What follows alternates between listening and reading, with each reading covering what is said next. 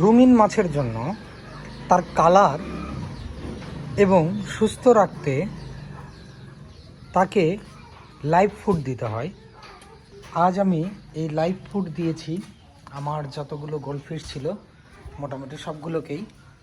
এই যে আমার এই যে ট্যাঙ্ক দেখতে পাচ্ছেন, সেই ট্যাঙ্কে আপনার অনেক দিন ধরে পানি জমিয়ে রেখেছিলাম, সেখানে মশার লার্ভা হয়েছিল।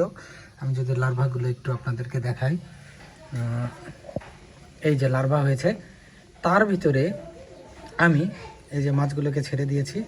তারা এখন সেই লার্ভাগুলো খাচ্ছে। মোটামুটি এই এক বেলা পর্যন্ত তারা এই লার্ভাগুলো খাবে এবং সেই সাথে কিছু সরটেলও দিয়েছি। এই লার্ভাগুলো খেয়ে শেষ করার পর আমি আবার তাদেরকে বড় হাউজে দেব, আবার এখানে পানি জমিয়ে রাখবো, আবার কয়েকদিনের মধ্যে লার্ভা হবে। তো এইভাবে আপনারা লাইভ ফুড বানিয়ে দিতে পারেন। যারা বিশেষ করে লাইভ ফুড বানাতেই পারেন না, তাদের জন্য এরকম একটা ট্যাঙ্ক হতে পারে খুব উপকারী।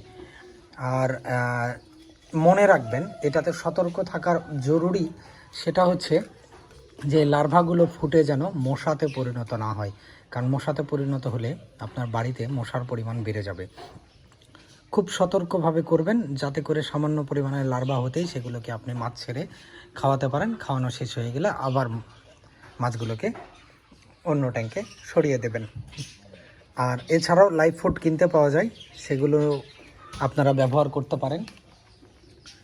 তো আমার কাছে এই আমি যে জায়গাটাতে থাকি, সেই জায়গা থেকে লাইভ ফুড কেনা বা এদেরকে খাওয়ানো খুব মুশকিল। তাই আমি চেষ্টা করেছি এভাবে নিজের মতো করে বানিয়ে নেওয়ার। মোটামুটি 5 থেকে 6 দিন পানিটাকে রেখে দিলেই এখানে অনেক বেশি লার্ভা তৈরি হয়। আমি সেই প্রাকৃতিক লার্ভাটাকেই খাওয়াচ্ছি, মশার লার্ভা যেগুলো, সেগুলোকেই খাওয়াচ্ছি এবং খাচ্ছে। যখন থেকে ছেড়েছি তারা শুধু খাওয়ার উপরেই আছে। এভাবে যদি মাসে একদিনও খাওয়ান, তাহলেও মাছের কালার এবং গ্রোথ দুটোই ঠিক থাকবে।